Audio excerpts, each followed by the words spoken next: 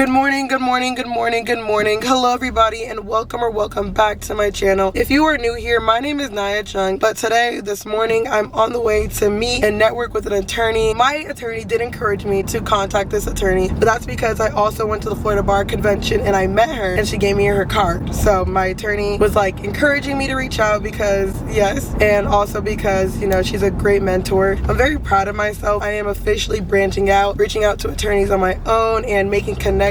So it's scary at first, but you kind of get used to it and it doesn't become as scary anymore. You just realize these are highly educated, intelligent people, and that's the best people to talk to. That's the best people to pick their brains, and they can give you so much wisdom and guidance and advice, especially entering and navigating the legal field. She's not somebody who's doing what I want to do. She's not in entertainment law or intellectual property or civil rights, but she's in personal injury. But it's because she is now the president-elect of the Florida Bar, and to get there takes a lot of gumption, a lot of perseverance, a lot of wisdom, a lot of knowledge, a lot of insight. So she is the perfect person to meet. I'm meeting Saya Baker Barnes, and I'm so excited because she's from where I'm from. She lives where I live. We're from the same county. We're from the same city. We both represent the 561. She practices in Palm Beach. I don't know if I'm going to practice in Palm Beach, but I know that right now I'm starting to make more local connections, and I'm on a mission to meet a lot of Palm Beach attorneys. So two things are happening today. Not only am I meeting the Saya Baker Barnes, but I'm also starting into the court today, and I'm in the Palm Beach chapter. So I'm going to meet Palm Beach judges, Palm Beach attorneys, Palm Beach lawyers, and I'm so excited to just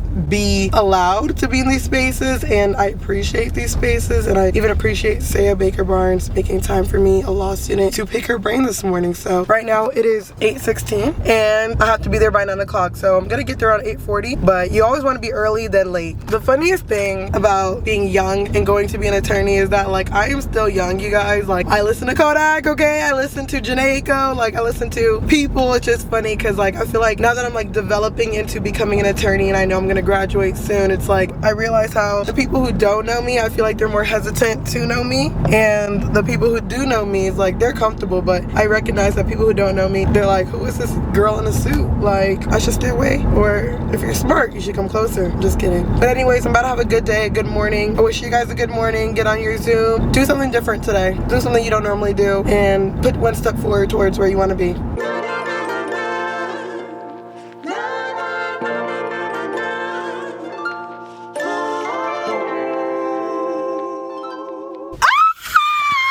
I'm fangirling. Oh, y'all, I just arrived and she means business. Like, it's crazy because right now the feeling of about to walk in feels so surreal because this is literally my city. Like, I've passed this road 20 million times, but this is the first time I'm stopping to go into a law firm here, and I can't believe it, but I'm about to go in. So see you guys soon. Wish me luck, and yeah. Best experience ever. We're gonna talk about it when I get home. I am officially back. The nerves. Actually, I wasn't very nervous. I was waiting for her for a little bit, and then we ended up having a conversation, and it lasted a little bit over an hour. So yeah, I got my knowledge worth from her. She was so open, so caring, so knowledgeable, and she was just giving me advice and tips and an understanding of what the life of an attorney comes with. I hope that everybody gets to speak with Saya Baker Barnes one day because she's the real deal. Next, I have Into the Court, and I was actually selected by an attorney, and she gave me this opportunity and I took it. I don't have a lot of experience with Palm Beach and Palm Beach attorneys because I'm mainly in Broward in South Florida because that's where I go to school, and she was like, we're gonna fix that basically. She didn't even tell me she was gonna do that. I just got an email one day and an offer, and Into the Court is basically where attorneys respect and appreciate professional responsibility and giving back. Palm Beach attorneys, Palm Beach judges, and law students. Right now I'm about to do some homework. Unfortunately, even with all these things I'm doing, you still gotta make sure you're on track with school. Thank you, Miss Saya Baker Barnes, for speaking with me. Thank you for making time for me today. Bye. Good morning, everybody. Right now, I'm at school on a Saturday. Yes, on a Saturday. Today, our school is trying something new for bar prep. Bar prep is basically once you graduate law school, you start to study for the bar, and that's how you become an attorney. They're trying to start bar prep by giving us an exam that's kind of like the bar. It has all the first year courses on it so that we can have better bar passage rates. You know, I'm actually very happy for that because this can give me an idea of what I need to improve on, what subjects I'm lacking on, and just getting me familiar with how the bar exam is gonna feel before actually taking it. But one thing I could say that my school could have done better was giving us a warning about taking this exam. We got this email the week of. I wish I could have prepared, studied, you know, give myself an opportunity to really take the test and at least go in there being more prepared and actually getting an accurate score and knowing where I'm at. But you know what? I'm like, this is good too. This gives me a raw idea of how I feel about every subject and what I'm good and bad at and what I remember. So hey, it is what it is. Not stressing it. It's not graded. It's just something that's trying to see where you're at. But I'm gonna go into my exam. I'm gonna see my friends. So wish your future attorney good luck. How do you guys feel about taking this exam right now? Do you think it's going to be helpful as law students for the future? Because we're the first ones. I think it's going to be very helpful. Okay. Any type of drill or practice exam, it's good. Okay. How do you feel, The more John? you practice, the better you'll be. I agree. Yeah, I think It's beneficial. that we'll see where we are. I think that's what we'll know. Okay. Yeah. And then, do you have any advice to people who want to go to law school? What do you have to say to them? I just say, don't wait, do it now. Do it now? Yeah. And then Amira? You really don't have to specialize in anything in undergrad. I think you should take whatever you want and it'll benefit you. If you want to be an art major, do that because you know you can become a entertainment lawyer. Yeah. And your art skills will be great for that. I agree. I think it's good to come from different perspectives and different walks of life. So Exactly. thank you guys for sharing. We're about to take our exam. Several days later. Hello everybody and welcome to my video. Every time I try to record myself going to ends of court, I'm literally in a rush and you know, I have time until I realize I'm leaving at 4:40 and there's traffic, and then it goes from like 30 minutes to like 45 and 50 and I'm like, but right now you guys, I am on the way to ends of court. Ends of court is where you get to be surrounded by attorneys and judges who care about ethics and character and improving the legal field and making sure to surround yourself with attorneys who are on a mission to actually add value. And I really appreciate this organization because you want to be surrounded by people who want to make a difference. You want to be surrounded by people in high places who care. You want to be surrounded by people who you could bring the issues you care about forward. So I'm very honored to be in Ends of the Court. I actually have some of my law friends with me in this organization from school, and I've got to meet other attorneys and judges. And actually today I will be receiving my judge, who is going to be a mentor. Every law student in this organization is receiving their personal judge, and I will be getting mine today. Just know I'm very excited for that. And yeah, come with me to Ends of the Court. Here's the fit: a black suit with a brown shirt. You know, people be like, don't wear brown and black together, but I did. Okay? I did. I am here. I'm 4 minutes late, but my other friend isn't here yet either, so I feel like that's a good excuse. Okay.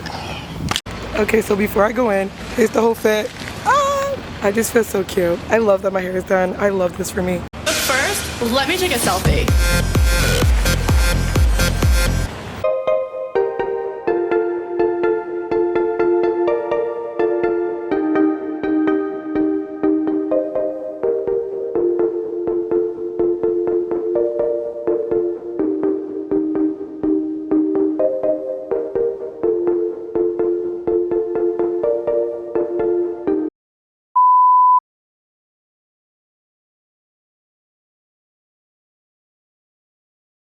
Hello everybody. Right now I'm doing homework. I am reading because tomorrow I go up and present, and this is actually such a very interesting chapter to me. Tomorrow's class is healthcare organizations, and last class we learned about whether or not hospitals should be vicariously liable for doctors, and now this is whether or not health plans should be vicariously liable. And that's because some plans out there select doctors or have phone services where doctors or nurses can give advice whether or not those plans should be liable for when a doctor is wrong or a nurse is giving the wrong information, especially when they're supposed to be held to a standard of care provided by the plans.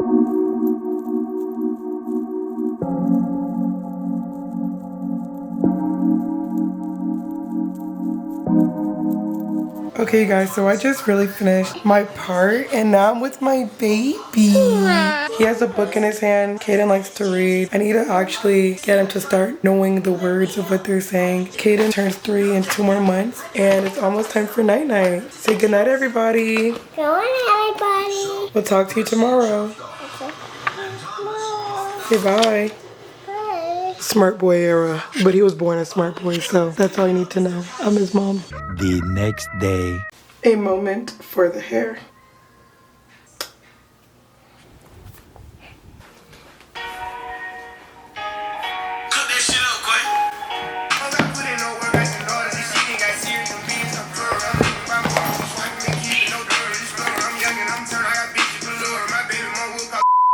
Hello beautiful people, I have just arrived to school and I low-key seen a parking lot war this morning, but we're not going to talk about that. Right now I'm on the way to get breakfast because I am hungry. I'm so hungry that I have a headache. And normally I do not like make breakfast before I go in the morning. That's something that I need to start doing. I just don't have enough time and it's very, very hard to wake up really early, make yourself food, get on time for school knowing that we have a parking issue here and be on time. So right now I'm about to go get breakfast at Einstein and we're going to eat before class.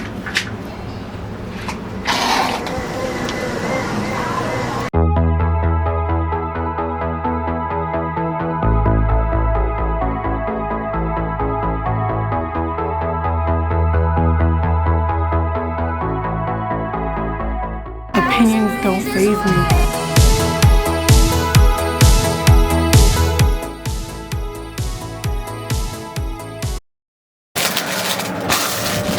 Sorry, it's no longer aesthetic, but I got me a little bacon, egg, and cheese bagel breakfast for today.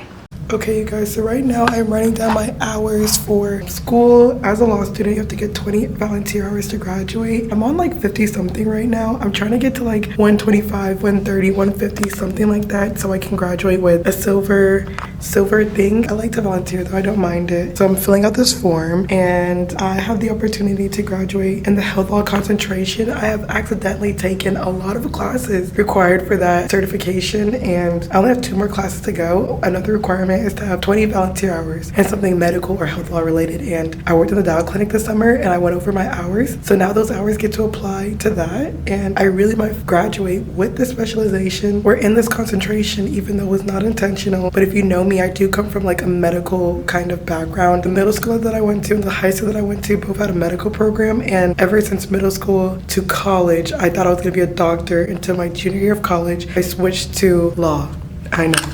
I know, but this might be a good opportunity in the future. You never know one day, so I'm taking it. Okay, everybody, we are going to the Dow clinic so that Professor Dietz can sign my paper. Good morning. Hi, Janet. Hi, Amanda. I need someone to sign my paper. Hi, Professor Dietz. Good. I haven't seen you. I know. Can I put you in my vlog? Absolutely. Okay. Hi guys, I'm with Professor Dietz and he was the attorney at the Dow clinic. Thank you. I do miss the clinic, I'm not gonna lie. Oh, we always love to have you back. I know. Okay, I need you to sign something for me.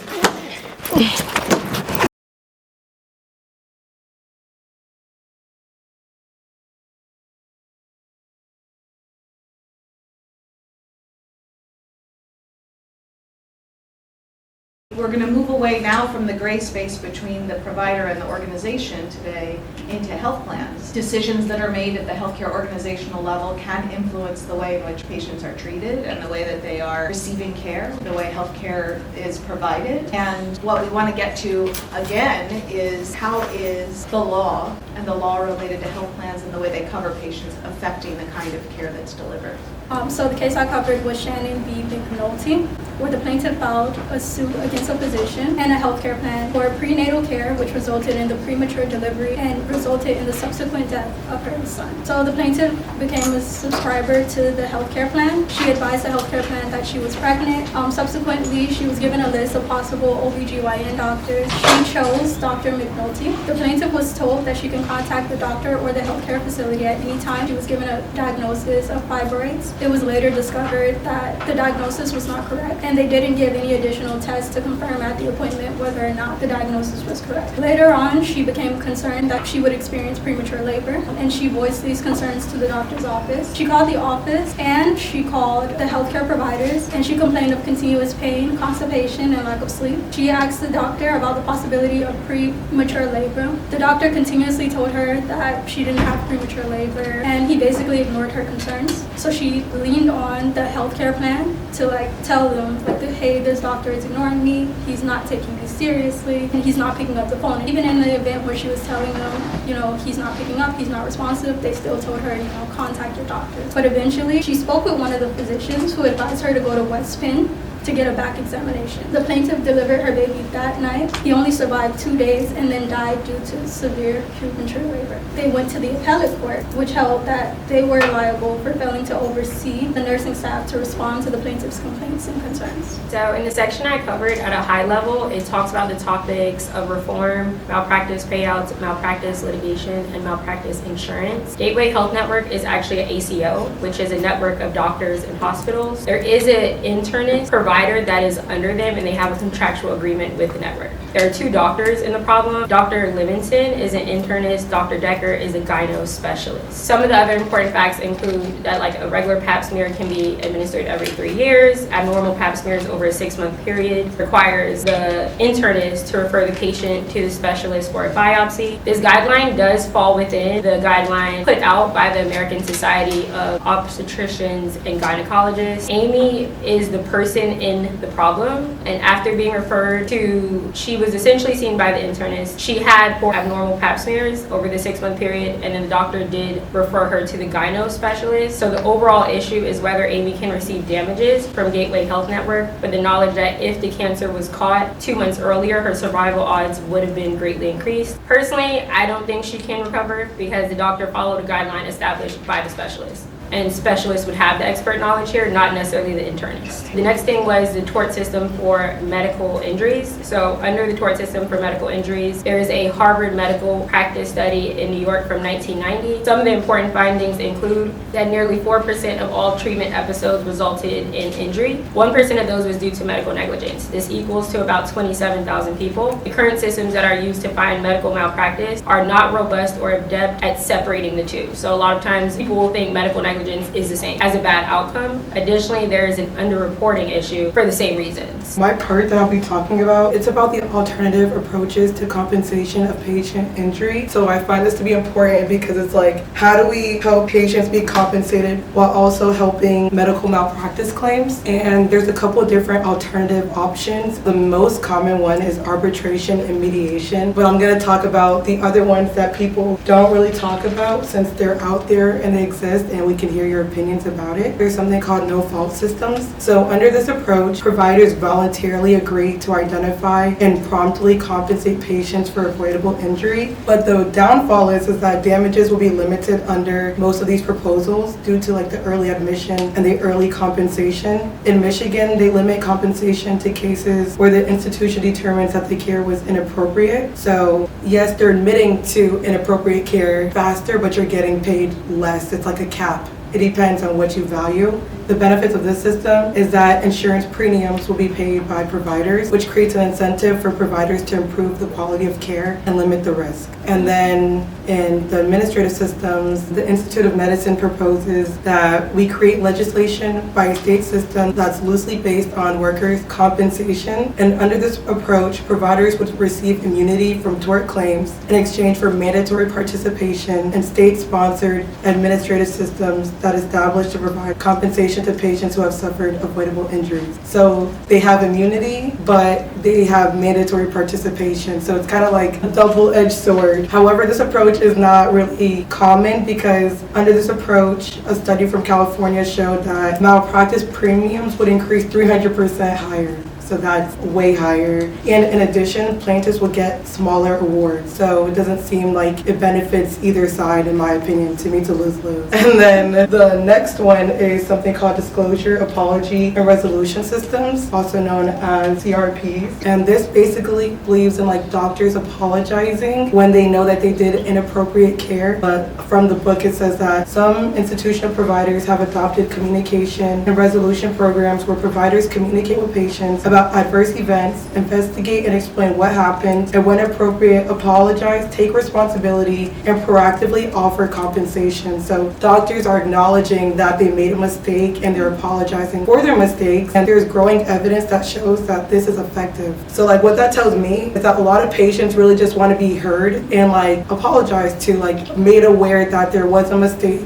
However, the downfall to the strategy is that it's good for the doctors because it lowers the settlement. But I don't know, I feel like if you're more concerned about being acknowledged, then money might not matter. But they were saying how this might not cover the damages for the medical expenses that you may have. So that is very important because that's your body. My last note, sorry guys, this is a lot, is that there was a section about the Affordable Care Act and tort reform. The Secretary of the Department of Health and Human Services actually awards states and give grants for any state that can help create models to resolve disputes over patient injuries and promote a reduction in medical errors. So I find that to be good because it gives incentive and money and help.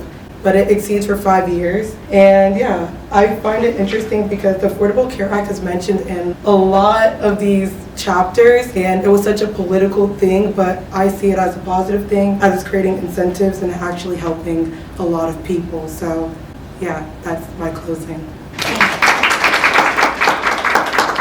So I wrote a little reflection piece based off of the case that I read and I analyzed, and I just thought about like how in a situation where a woman loses their child, how they can regain that trust back into the healthcare system. My poem is called 5 Months Ago. You said I trusted him, but I trusted you. I filed a $500,000 lawsuit only after taking his cradle apart. I chose a name, picked his name from a list crafted by you. Health America, the irony of choosing a health plan which failed to choose me. Health America, I was pregnant. Health America, I trusted you. American healthcare, you erased him, his cradle, his name. 5 months ago, I was a mother with no shame. I watched them lower the casket, ashes to ashes, dust to dust. In the loving memory, here lies a healthcare system I can no longer trust.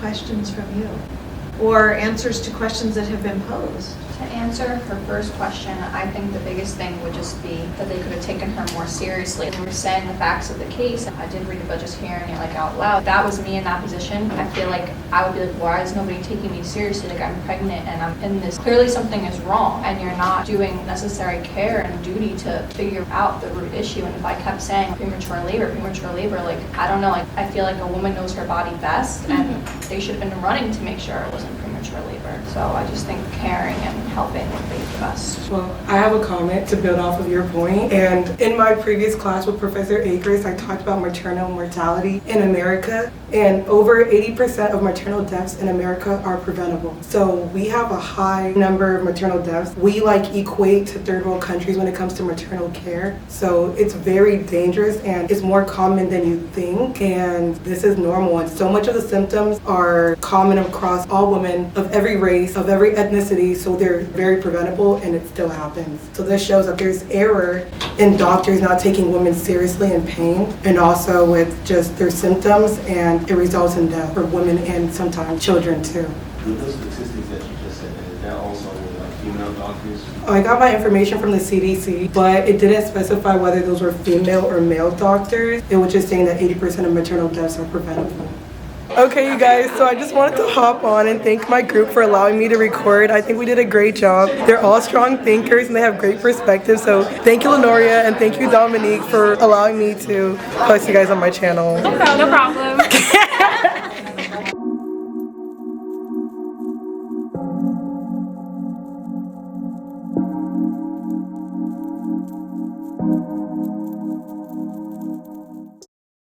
Okay, you guys, so I'm inside my school. All the law students are currently going to get food. I got myself a bagel and an orange before this all started, just to have something in my system. And look, I see my friend Jai.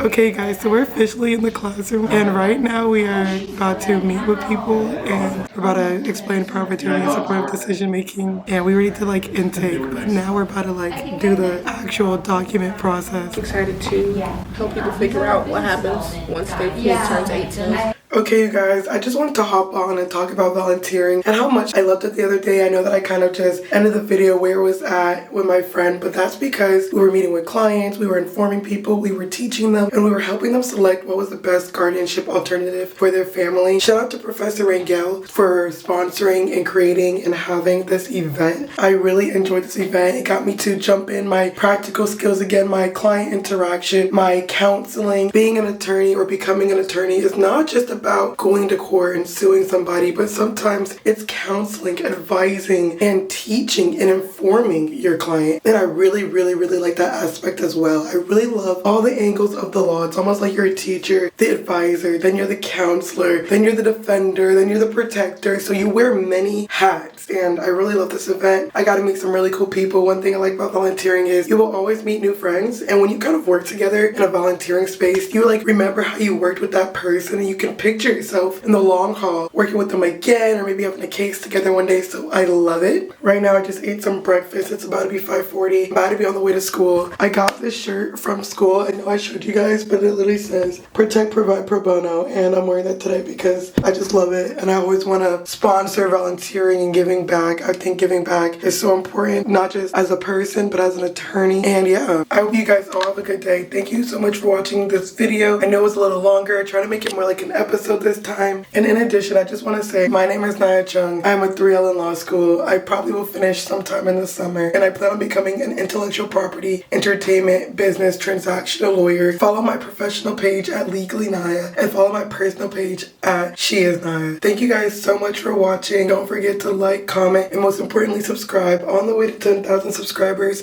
Yes, yes, yes, yes, yes. Thank you, and join the family. Girl, I better watch my back, because I'm not just anybody. Let this go.